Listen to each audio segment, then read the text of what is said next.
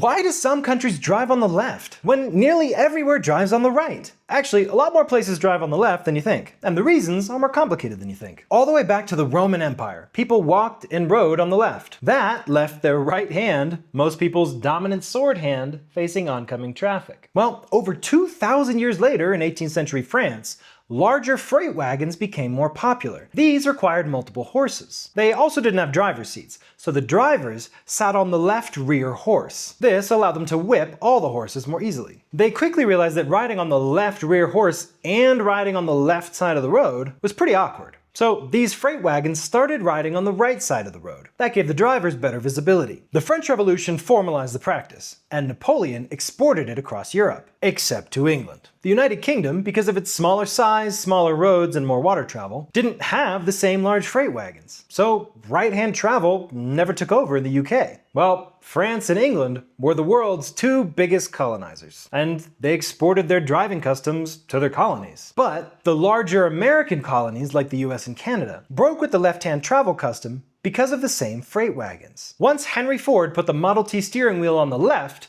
there was no going back. Actually, well into the 20th century, a lot more European and African countries still drove on the left. But in the 20th century, many of them switched, some to match their neighbors, and some because the Nazis forced them to. Even so, more than a third of the world still drives on the left. Japan is the only country to have developed left-hand travel independently, also to better draw their swords. Only one country has ever switched from right to left-hand travel: Samoa in 2009.